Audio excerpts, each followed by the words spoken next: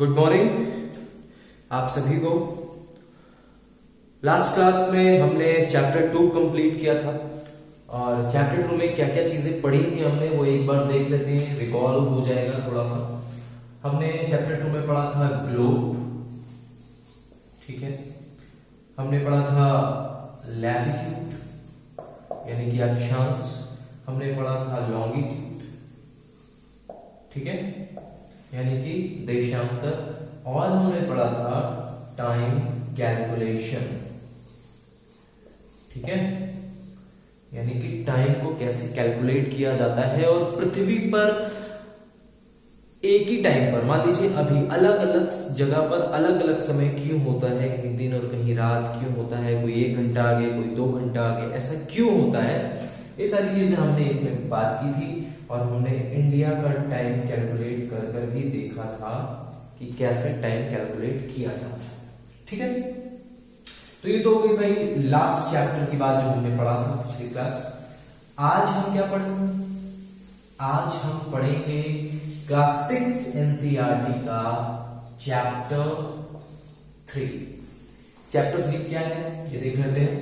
Chapter 3 का जो नाम है वो है मोशन ऑफ द अर्थ। अर्थ के कितने तरह के मोशन होते हैं, ठीक है। यहां पे हम एक थोड़ा सा फ्लो चार्ट बनाते हैं। अर्थ के बेसिकली 2 तरह के मूवमेंट होते हैं, है ना। कौन कौन से होते हैं? पहला तो वो सूर्य के चारों तरफ घूमती है और दूसरा वो अपने अक्ष पर घूमती है, ठीक है। तो सबसे पहला क्या होगा मोशन ऑफ द अर्थ में? रोटेशन। रोटेशन, रोटेशन को हिंदी वाले लिखेंगे घूर्णन गति। घूर्णन गति क्या होता है अभी बात करेंगे। दूसरा होता है रेवोल्यूशन, हिंदी वाले इसको लिखेंगे परिक्रमण गति, ठीक है। अब देखिए परिक्रमण गति क्या होता है। परिक्रमण जैसे कि नाम से ही पता चल रहा है, परिक्रमा। परिक्रमा, परिक्रमा क्या होता है भाई? मंदिरों में जाके परिक्रमा करते हैं, ठीक है। परिक्रमा मतलब किसी भी चीज के चारों ओर घूमना, उसको हम कहते हैं परिक्रमा। तो क्या है यहाँ पर अर्थ की जो गति है, जो अर्थ है यहाँ पर वो क्या कर रही है? सूरज के चारों तरफ, ये सूरज है, इसके चारों तरफ गति कर रही है, घूम रही है, ठीक है। दैट इज रेवोल्यूशन या फिर परिक्रमण। दूसरी है घूर्णन, ठीक है। घूर्णन क्या है? अपने एक्सिस पर, अपने अक्ष पर जब पृथ्वी घूमती है उसको हम कहते हैं घूर्णन। अब सबसे पहले जब हम जो चीज एक्सप्लेन करेंगे, जो चीज पढ़ेंगे वो है रोटेशन, उसके बाद हम आएंगे परिक्रमण गति पर यानी कि रेवोल्यूशन, ठीक है। तो नोट्स देखिए बनाते चलिए जो भी मैं बता रहा हूं। अभी बहुत इजी चल रहा है सब कुछ, अभी धीरे धीरे लेवल हार्ड होता जाएगा और हम फिर बहुत तेजी से आगे बढ़ते चले जाएंगे। हेडिंग डाल लीजिए रोटेशन यानी कि घूर्णन गति। हम बनाएंगे सर्कल जो कि अक्सर गोल बनता ही नहीं, ठीक है, लेकिन समझाने के लिए ठीक ठाक बन जाता है। देखो भाई अर्थ अपने एक्सिस पर, इसको हम इक्वेटर मान ले रहे हैं 0 डिग्री, अर्थ अपने एक्सिस पर 23.5 यानी कि 23.5 डिग्री झुकी हुई है। 23.5 का मतलब क्या भाई? ये 90 डिग्री का एंगल है, ठीक है ना। अब 90 डिग्री में थोड़ा सा, मतलब थोड़ा सा ये जो बचा है ये है 23.5 डिग्री, 23.5 डिग्री और ये है 66.5 डिग्री। तो ये जो 23.5 डिग्री है ना, दिस एंड दिस, ये जो है ये एक्सिस ऑफ द अर्थ है। क्या है? Axis of the earth. कहां होता है? एक्चुअल में होता ही नहीं। ये तो हम बस इसलिए पढ़ रहे हैं ताकि हमें समझ में आए कि ना एक्सिस ऐसा होता है, लेकिन एक्चुअल में ऐसी कोई कील या ऐसी कोई सुई उसके अंदर आर पार नहीं होती है जिसपे अर्थ रोटेट कर रही है, नहीं घूम रही है, ठीक है। ऐसा कुछ नहीं होता है। हम बस पढ़ने के लिए देख रहे हैं कि अर्थ हमारी टिल्ट है। अब कितना टिल्ट है दिखता तो है नहीं, तो हमें पढ़ने के लिए क्या करना पड़ता है, एंगल बनाने पड़ते हैं। ठीक है, तो 23.5 डिग्री अर्थ हमारी टिल्ट, और इस एक्सिस पर, ये जो एक्सिस है इस पर अर्थ घूमती है। ठीक है ना, कैसे घूमती है, वेस्ट टू ईस्ट, ये वेस्ट है, वेस्ट से ईस्ट की तरफ घूमती है। और इसीलिए हमें लगता है कि जो सूरज है वो पूर्व से निकल रहा है और पश्चिम में छुप रहा है। इतनी बात समझ में आ गई कि भाई ये क्या है हमारा रोटेशन, अर्थ का अपने एक्सिस पर, अपने अक्ष पर, हिंदी वाले जानिए कि एक्सिस को बोलते हैं अक्ष, अपने अक्ष पर घूमना जो है उसको हम बोलते हैं घूर्णन गति या फिर रोटेशन ऑफ द अर्थ। अब इस रोटेशन ऑफ द अर्थ का काम क्या है, इसका क्या प्रभाव पड़ता है, क्या इफेक्ट पड़ता है हमारे धरती पर या हमारे जीवन पर। भाई जीवन पे भी पड़ रहा है, अर्थ पे पड़ रहा है। अर्थ पे कोई भी एक्टिविटी होगी, अर्थ अगर इफेक्ट होगी तो उससे क्या इफेक्ट होगा, लिविंग ऑर्गेनिजम्स, हम, क्योंकि हम ही सबसे बुद्धिमान है ऐसा हमें लगता है, और जितने भी लिविंग ऑर्गेनिज्म है वो सारे ही सारे क्या होंगे, इफेक्ट होंगे। अब क्या होता है इससे कि भाई ये है हमारी अर्थ, ठीक है, ये अपने एक्सिस पर थोड़ा सा टिल्ट है, ये हमने बस ऐसे ही बना दिया है। अब ये वेस्ट टू ईस्ट घूम रही है। जाहिर सी बात है कि मान लो इधर सन है, अब क्योंकि अर्थ तो गोल है ना, अब किसी भी गोल चीज पर मान लो ये गोल नहीं है, लेकिन फिर भी मैं इधर से अगर फ्लैश लाइट डालूंगा तो जाहिर सी बात है कि अपोजिट साइड में अंधेरा होगा। ठीक है, यानी कि इस साइड में दिन होगा, उस साइड में रात होगी। अब मान लो वही लाइट मैं उस तरफ ले जाऊं, उधर से लाइट मारूंगा तो इस तरफ दिन होगा और इस तरफ रात होगी। सेम ये सूरज है, सन की लाइट जब इस तरफ पड़ रही है तो जाहिर सी बात है कि यहाँ पे होगा डे, और अपोजिट डायरेक्शन में, दिस इज अपोजिट डायरेक्शन, यहाँ पे क्या होगा, नाइट होगी। यही सूरज जब इस तरफ होगा, ठीक है, अब सूरज तो इस तरफ आएगा नहीं, है ना, क्या होगा, अर्थ हमारी घूम जाएगी। अब ये वाला पोर्शन जब घूम के उस तरफ जाएगा तो इस वाले पोर्शन पे जब ये उस तरफ चला जाएगा तो यहाँ पे डे हो जाएगा और यहाँ पर नाइट हो जाएगी। बात समझ में आ गई। अब क्या है कि कभी इमेजिन किया है आपने कि अर्थ पर, मतलब आधी अर्थ पर दिन है, आधी अर्थ पर रात है, तो वो कौन सी ऐसी लाइन है जहां पर हम अगर देखें तो हमें दिन और रात दोनों दिखेगा। हाँ भाई ये लकीर है, ये देखो इधर दिन है इधर रात है, ऐसा कुछ दिखता है, दिखेगा कब दिखेगा, जब हम स्पेस से देखेंगे। ऐसे हमें नहीं दिखता, ऐसे हम सिर्फ पढ़ सकते हैं। क्या है कि आधी अर्थ पर दिन होता है, आधी अर्थ पर रात होती है, और मान लो ये दिन है और ये नाइट है। अब ये एक जगह है जहां पे बॉर्डर बन रहा है दिन और रात का, ठीक है, इसको बोलते हैं हम सर्कल ऑफ इल्यूमिनेशन। क्या बोलते हैं इसको, सर्कल ऑफ इल्यूमिनेशन, जहां पे हमें ये झलक दिख रही है कि भाई एक तरफ दिन और एक तरफ रात है। समझ में आ गई बात। तो पृथ्वी की जो घूर्णन गति है, यानी कि जो रोटेशन ऑफ द अर्थ है, उसका क्या इफेक्ट है, उसका इफेक्ट है कि उसकी वजह से दिन और रात होते हैं, दिन और रात होते हैं, जिसकी वजह से हमें पता चलता है कि हमें कब काम करना है, कब सोना है। ठीक है ना, क्योंकि दिन में इंसान काम करता है, रात में सोता है। बेसिकली लोग नाइट शिफ्ट पे भी काम करते हैं, लेकिन जो मेजर चीज है वो ये है कि दिन में ज्यादातर लोग काम करते हैं, रात में सोते हैं। स्कूल वगैरह जाना, ऑफिस जाना, घूमने फिरने जाना, सब दिन में। तो भाई क्या है, दिन और रात की वजह से हमारी लाइफ इफेक्ट होती है, और यहाँ पर रोटेशन ऑफ द अर्थ की वजह से क्या हो रहा है, दिन और रात बदल रहे हैं। हर 12 घंटे में दिन, हर 12 घंटे में रात, ये सारी चीजें होती रहती है। अब भाई अपनी एक्सिस पर अर्थ घूमने में कितना टाइम लेती है, कोई फिक्स टाइम है, जरूर है। कितना टाइम लेती है, 24 घंटे।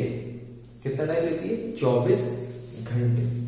ठीक है, जो हम बोलते हैं ना 24 घंटे का दिन होता है। अब इसमें क्या है, 24 घंटे एक रोटेशन होता है, यानी कि जब इधर आधे में दिन है आधे में रात है, तो भाई आधा आधा जब हो ही गया है तो हम दिन में भी 12 घंटे डिवाइड कर दे रहे हैं, रात में 12 घंटे, 12 घंटे की नाइट, 12 घंटे का दिन, हो गया टोटल 24 घंटे। यानी कि 24 घंटे में अर्थ अपने एक्सिस पर रोटेट कर जाती है, इसमें 12 घंटे का दिन और 12 घंटे की रात होती है। ठीक है, याद रखिएगा। नाउ अब जो डिटेल्ड चीज, ये तो हो गया हमारा रोटेशन, लेकिन जो बहुत ज्यादा इफेक्ट करने वाली चीज है जैसे मौसम वगैरह का बदलना, वो होगा हमारा किस पर, रेवोल्यूशन, यानी कि परिक्रमण गति। ठीक, अब देखो ना, एक डायग्राम आपने अपनी किताब में देखा होगा, मैं इसको रफी कर देता हूं, आप जान गए कि हम क्या पढ़ने वाले हैं, थोड़ा सा एरिया मिल जाएगा। हम इसको रफ करके यहां पे बनाते हैं एक छोटा सा प्यारा सा गोल सा सन। ठीक है, यहां पे बनाएंगे हम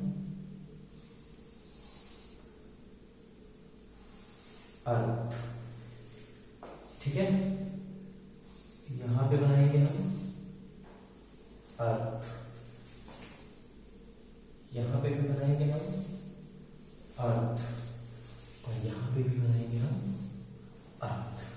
ठीक है, अब बेसिकली क्या है देखो भाई, ये डायग्राम किस चीज का है, रेवोल्यूशन का है, यानी कि परिक्रमण का है। यहाँ पे जो चार अर्थ हमने बनाए हैं, इसका मतलब चार अर्थ नहीं है, हम अलग अलग सिचुएशन दिखा रहे हैं कि पूरे साल में कभी अर्थ यहाँ होती है, कभी यहाँ होती है, कभी यहाँ होती है, कभी यहाँ होती है।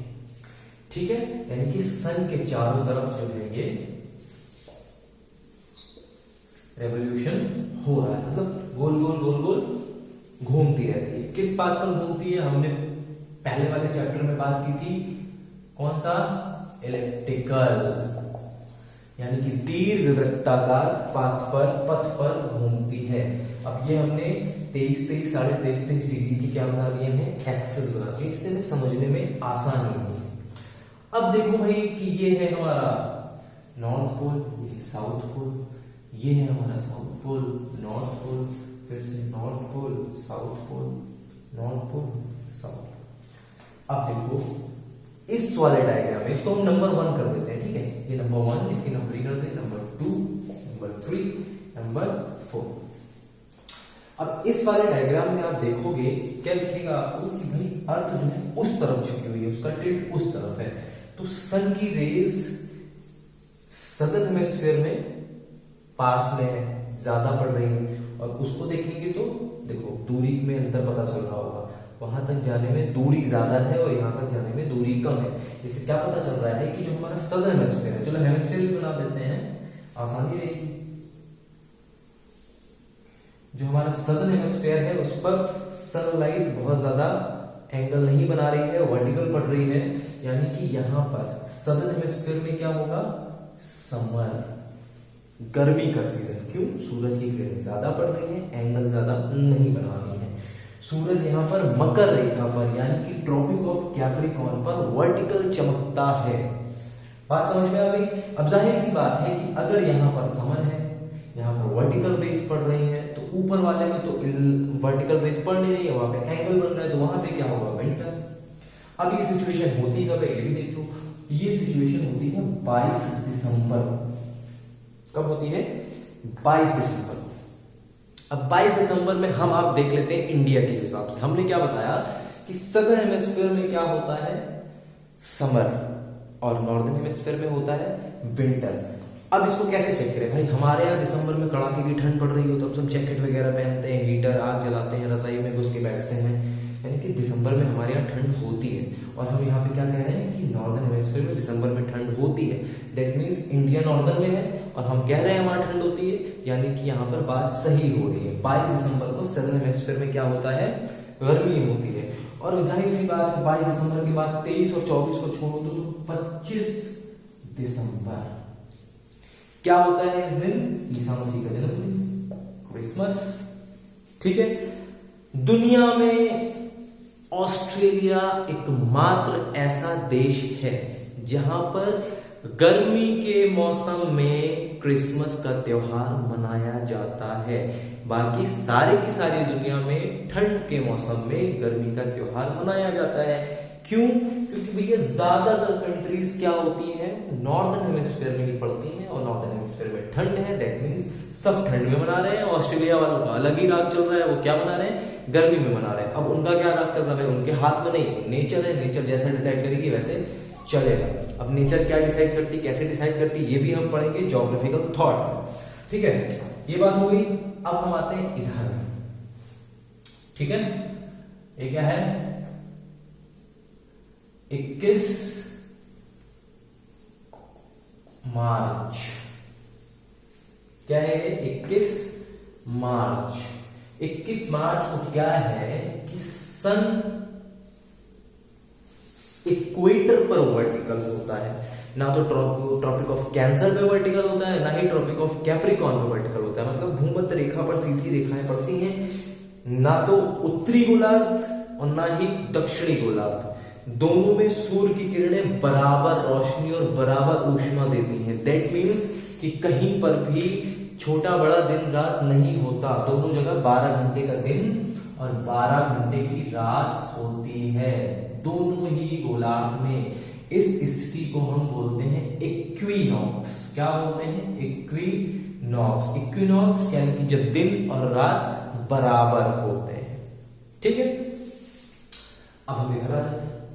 इधर क्या है, इधर क्या डेट हो सकती है, गेस कर सकते हो या पता है तो आप कमेंट में बता सकते हो। मैं थोड़ी देर रुक रहा हुआ हूं, एक बार आप इधर भी देख लो।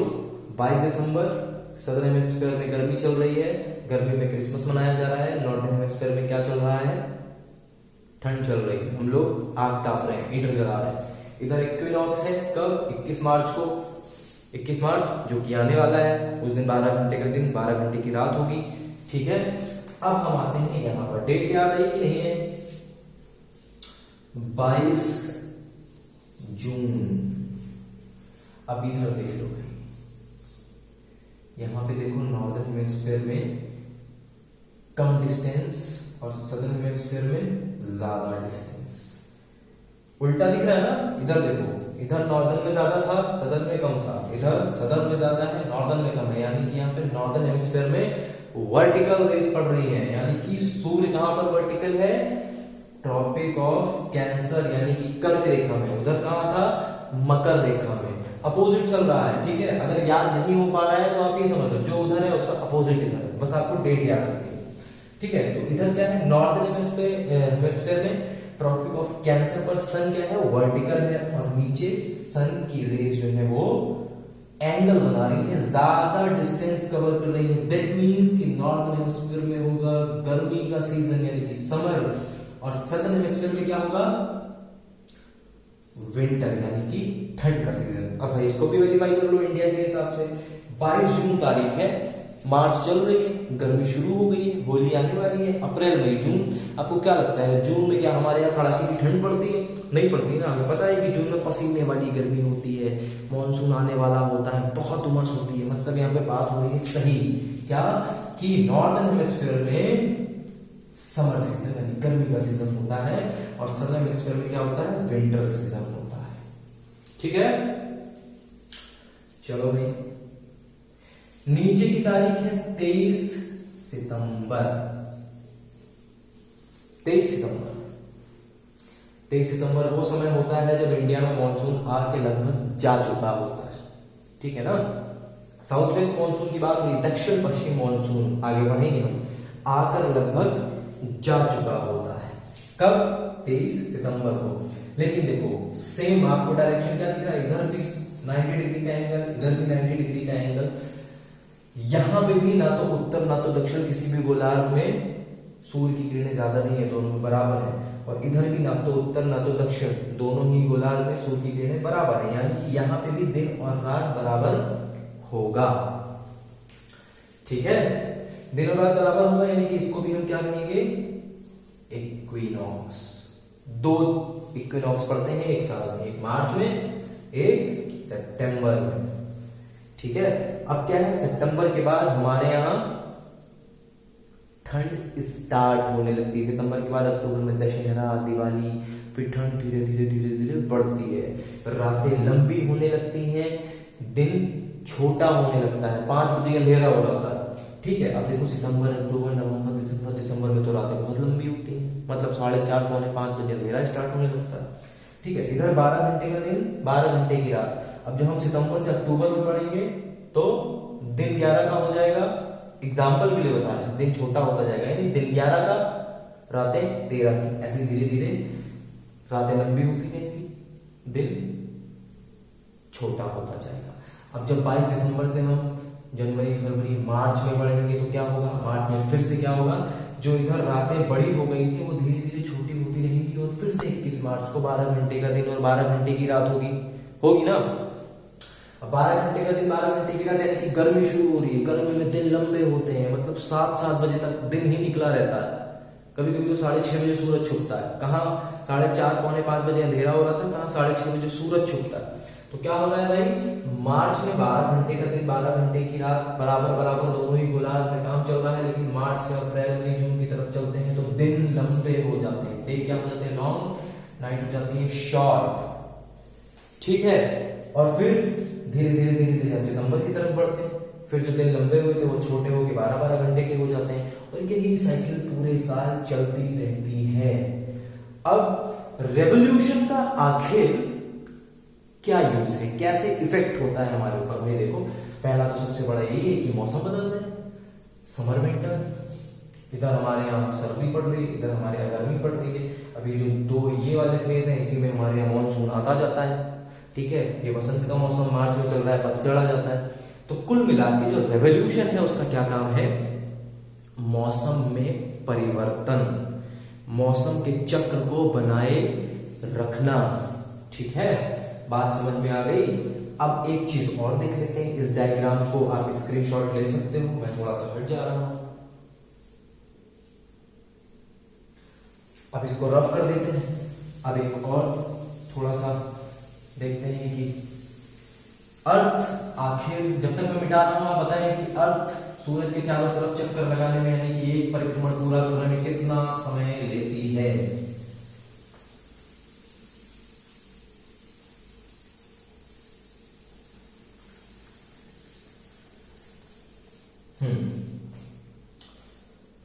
अर्थ, ये सन है, ये अर्थ सन के चारों तरफ घूमने में 365/4 डेज का समय लेती है। लेकिन हमने कभी सुना है कि एक साल में कितने दिन होते हैं? भाई पहली बात तो क्या है कि अर्थ जब एक चक्कर पूरा कर लेती है, हमको क्या लगता है भाई एक साल हो गया। जब एक चक्कर पूरा हो जाता है, दूसरा शुरू होता है, तो हमारा नया साल आता है, ठीक है। और हम क्या कहते हैं एक साल में कितने दिन? 365 दिन, यही तो कहते हैं। और अगले साल 365 दिन, फिर अगले साल 365 दिन, और फिर चौथे साल क्या कहते हैं भैया इस साल तो लीप ईयर है, 366 दिन। अब ऐसा क्यों होता है? उसी पे हम करते हैं यहाँ पे एक चौथाई। अब क्या है कि जब अर्थ 365 से ही 1/4 दिन लेती है, तो हम 1/4 को भुला देते हैं, तो छोड़ दो, अभी इसको नहीं करेंगे, हमको सहूलियत हो जाए, इसीलिए हम साल में 365 दिन मान के चलेंगे। अब 1/4 का मतलब समझ रहे हो, एक दिन कितने का होता है? 24 घंटे का। 4 से डिवाइड करो कितना आएगा? 6, यानी कि 6 घंटे हमने अलग कर दिए, 6 आवर्स हमने हटा दिए, नहीं गिनते उसको। तो क्या है कि पहले साल 365 दिन, दूसरे साल 365 दिन। अब इधर देखो 6 घंटे अलग कर दिए, ठीक है। तीसरे साल 365 दिन, फिर 6 घंटे अलग, चौथे साल 365 दिन, फिर 6 घंटे अलग। फिर क्या, जब यहाँ पे देखते हैं चौथे साल 365 दिन, 6 घंटे अलग, तो क्या करते हैं हम, ये जो हम पिछले 3 साल से 6 को छोड़ते आ रहे थे, मेरे भैया अब नहीं छोड़ेंगे, क्योंकि 6, 12, 18, 24, ये तो 24 घंटे होगा। 24 घंटे का मतलब एक दिन, भैया हमने इसको एक दिन माना, बोले इसको इसमें जोड़ देंगे +1। अब क्या कहते हैं भैया यहाँ पे हो गया 366 डेज, इसको हम कहते हैं लीप ईयर। अब ये एक दिन जोड़ेगा, ये भी चक्कर। अब क्या है कि सारे महीने 30, 31 के होते हैं, सिर्फ एक फरवरी है जिसमें क्या होता है 28 दिन होते हैं। भैया 365 दिन, फरवरी 28 की, 365 दिन, फरवरी 28 की, 365 दिन, फरवरी 28 की, 366 दिन। अब क्या करें 28 की, भैया किसी में 2 महीने 31 के लगातार, जब भैया कर तो सकते हैं, किसी भी 30 वाले में जोड़ देंगे, लेकिन जब हमारे पास ऑलरेडी 28 का एक महीना है, इसमें ऑलरेडी 2 दिन कम है, तो हम क्यों ना इसी में जोड़े। तो दिसंबर के महीने में जोड़ देते हैं एक, तो भैया यहाँ पे 28 दिन की फरवरी, यहाँ 28 दिन की फरवरी, यहाँ 28 दिन की फरवरी, और यहाँ पे हो जाती है 29 की फरवरी। बात समझ में आ गई? क्या हो जाती है? 29 की फरवरी। तो ये है कॉन्सेप्ट रेवोल्यूशन का कि अर्थ क्या करती है, एक चक्कर पूरा करने में 365 है, 1/4 दिन लेती है, जिसमें से 6 घंटे हम अलग कर देते हैं, चौथे साल में उसको जोड़ देते हैं, बनता है एक दिन, उस एक दिन को उठा के फरवरी में जोड़ देते हैं, जिसमें हो जाते हैं 29 दिन, साल हो जाता है 365 की बजाय 366 दिन का, और उसको हम कहते हैं लीप ईयर। बात समझ में आ गई? गुड।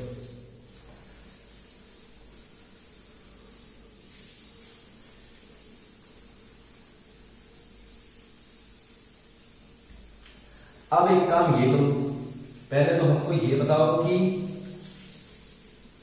सन और अर्थ एंड मून में डिस्टेंस कितना होता है, कमेंट करके बताओ। और अर्थ और सन में डिस्टेंस कितना होता है, कमेंट करके बताओ। ठीक है, मून